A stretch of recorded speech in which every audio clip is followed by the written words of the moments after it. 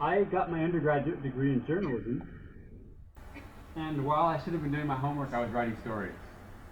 I would get story ideas for kids' books, and I'd scribble them down and set them aside and think, when I'm old and retired, I'll publish.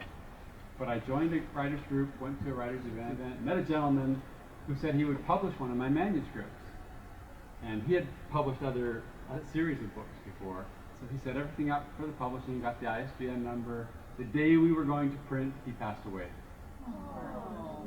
So I got a crash course in publishing and marketing because I had to learn what to do next. Okay, so what's in it for you? I'm hoping to share with you things that I've learned to save you time and money and to get your books into the right hands of people who make decisions, who are buyers, and also, of course, readers. Who remembers their first book or one of their early books, a favorite? Have you read or? As a child, what was one of your early favorites? Go Dog Go. Go Dog Go. I think I read that. Pet the Bunny. Rocks in my socks are the obstacle. That caterpillar one. Oh, Very the very Hungry? hungry caterpillar.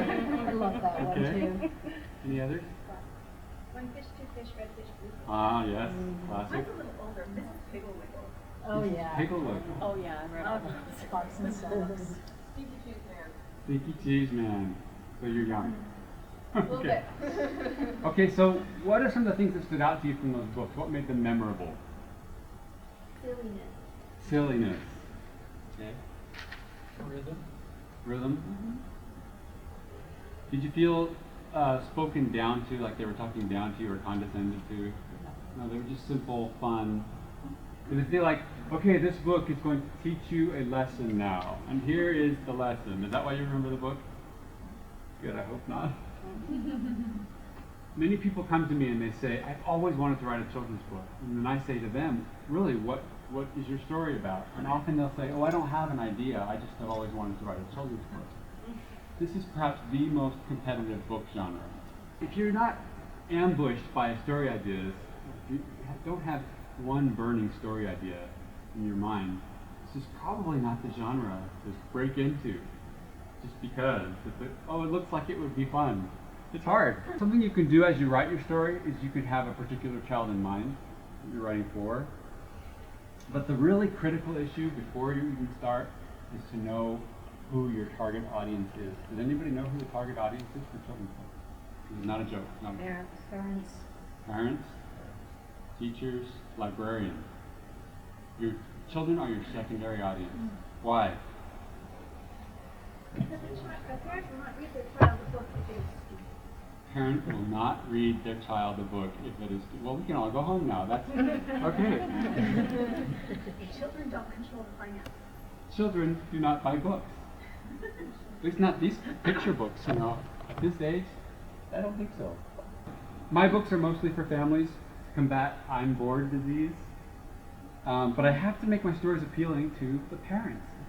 There's nothing interesting for the adult reader. Why would they read it to the child? What you already know about stories still applies. Even kids' books have conflict. Even kids' books have a problem that gets bigger.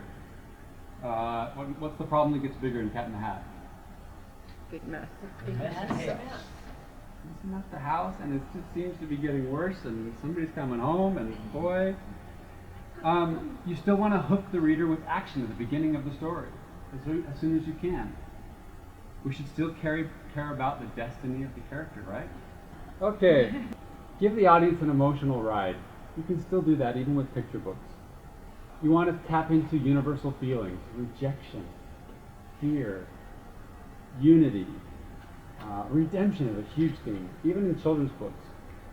Kids love slapstick and action, emotion, surprises, danger, puzzles, games, mysteries. And don't be too protective in your themes.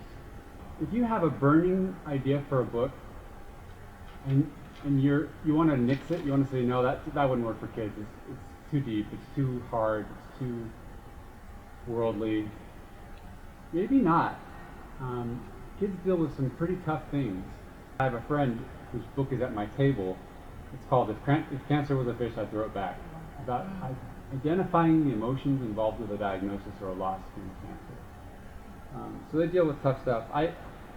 I don't know if anybody has heard of this book, The Golden Book of Fun and Nonsense. Yes. I had that book growing up and I loved it. And it had some pretty edgy poems by famous writers. One that comes to mind is Billy Saw Some Dynamite. Couldn't understand it quite. Curiosity never pays. It rained Billy 7 days. So let's just deal with this right now with your characters. Avoid cute alliterative character names. Cuddles the cat, Donnie the dinosaur, or allegory names, Jeff Law and Betty Joy. Distracting names, unless they're really funny. Most of my characters don't have names. It's easier that way, and the child can identify with the characters better.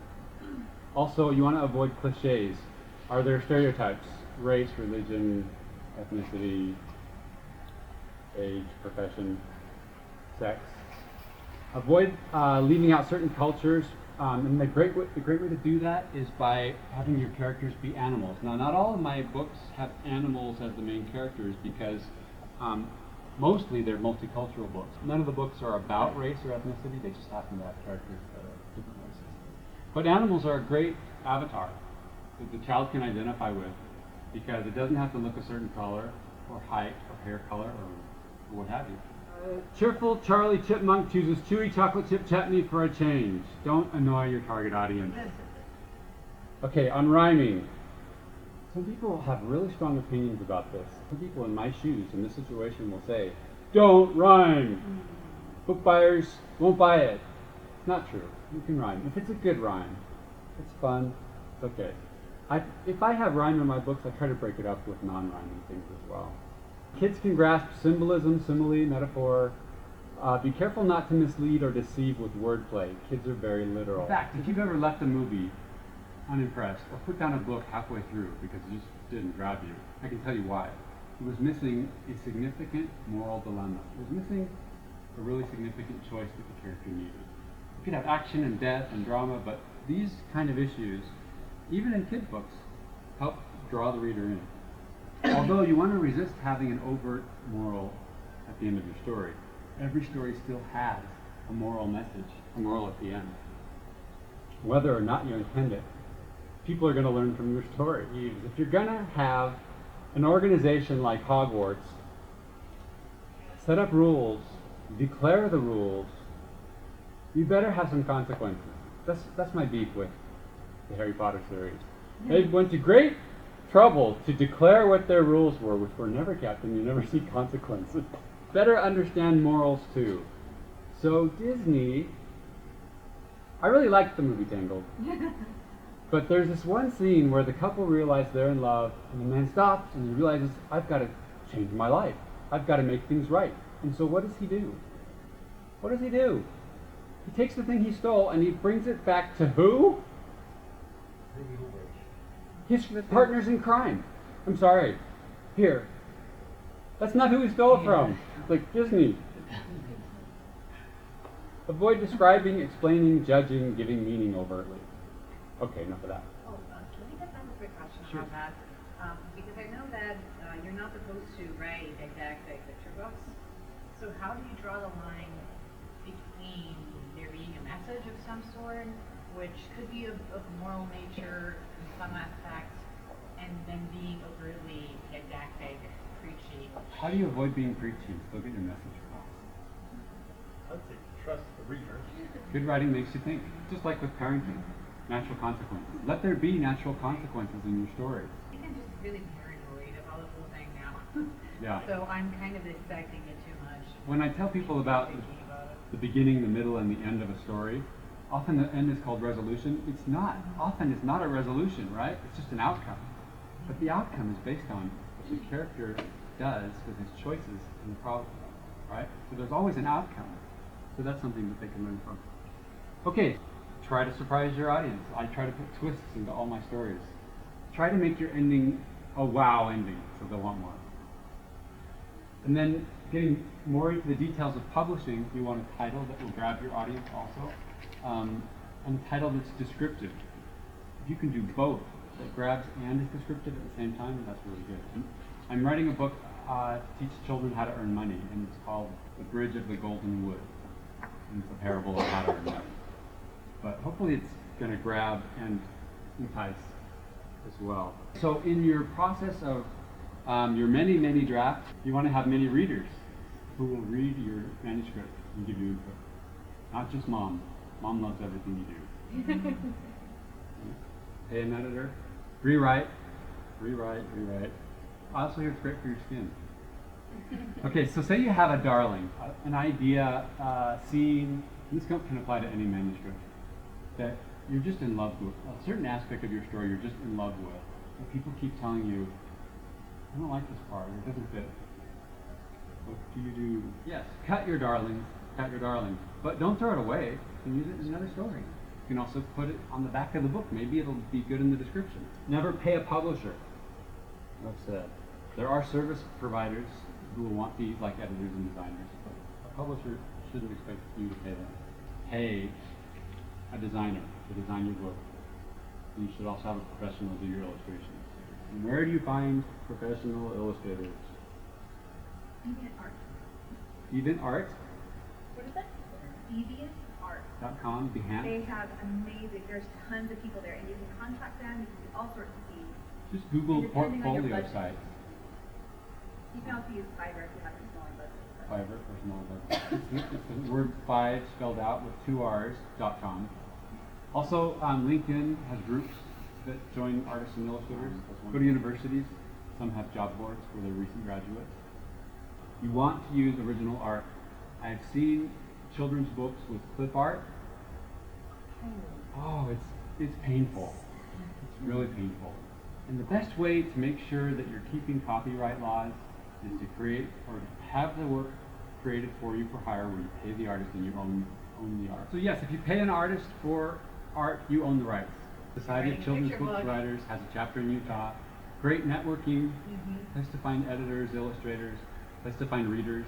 So don't use your cousin who's a nurse who also edits on the side or who also draws on the side. Unless she has an MFA. Okay, use a professional artist. Okay, setting up your business. You want to use a domain name, something that will fit your book title, and especially if you have a series of books that you're going to do or you have future ideas for books, make sure that your company name is germane to all that. Set up a business address, tax ID you can get from irs.gov, a state business license or reseller license you can get from utah.gov, professional website done by professional web designer, not your cousin nurse, and SEO, search engine optimization, which used to mean keywords, now it means key phrases. So think of the phrases that someone might use in searching for your book and include that text in your website. Branding, the colors, fonts, logo, slogan that you would use on your business card, your website, your stationery, those should all be consistent always. That's your brand. Build your book. You want an ISBN number, you can get those from Balfour.com. You can also get free ISBNs from CreateSpace.com, but the CreateSpace name, the Amazon name will be on your book. You'll still own the rights, but there may be issues with CreateSpace being named as the publisher in certain records. So the best place to get your ISBN numbers is from Balfour.com. Yeah, a deal if you want to get 100 ISBNs. Now, that may sound kind of weird if you just have 1 or 2 book ideas, but think about hardcover versions, softcover versions, ebook versions, audio versions, all need a separate ISBN, identifying number. LCCN is a library catalog number that you can get from the Library of Congress. They'll send it to you within a week if you're asking. Take that number and you put it on your copyright stage. Copyright, you can apply for that at any stage now online, before or after you publish, but after you publish, they're going to want physical copies of your book. So the price, the conventional wisdom is 8 times the amount you paid to print the book is what you would charge for the retail price. However, if you print your book in the United States, your flimsy little children's book is going to be $40 retail. So 8 times doesn't work if you print it in the United States. You can print in Asia for about half of what it costs to print in the United States. So contact printers in Asia, ask them to send you samples. They will send you samples of their work. You want to make sure they do quality work. You can get a print broker, or you can just contact a printer directly in Asia. So compare prices, comparable books to get a decent price. You don't want to price it out of anybody's range to purchase it, but you also don't want to be getting 20 cents per book as your profit. You put a lot of time into it. Okay, so your cover, title, names, if it wins any awards, they get reviews. You can put a review blurb on the cover. In the back, you get an EAN barcode that has the ISBN and the price. Amazon will do this for you. CreateSpace will do that for you. You can put the genre, the age range, the lexile. The lexile is a graph breaking down the vocabulary of your book for certain grades. It's a good tool for those who are sticklers about certain vocabulary for children. I am not. My parents used big words with me when I was growing up. I use big words in my books, and I think children learn that way. So printing. Print on demand is where you don't touch the books. You have a book file, you upload it to Amazon's CreateSpace.com, and your book doesn't exist until a customer clicks on it. Then it prints and ships to the customer, and you never touch it, but you get royalties. That's print on demand. And that's why I haven't printed in Asia for a while, because there's a couple reasons. Print on demand is a wonderful way to find out how much demand there will be for your book without you filling your garage with books. Okay. It does cost more. It costs about $350, $365 to print a book like this. And then you have to pay shipping on top of that, which is sometimes $365. Only if you're getting one. But You get if you order 20 at a time, then you'll save on shipping. So in Asia, this book would print for under $2, maybe $1.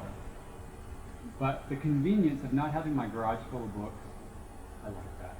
So that's what I've been using mostly. Now Amazon will only do print on demand in softcover. Ingram, Spark, Lightning Source will do hardcover print on demand.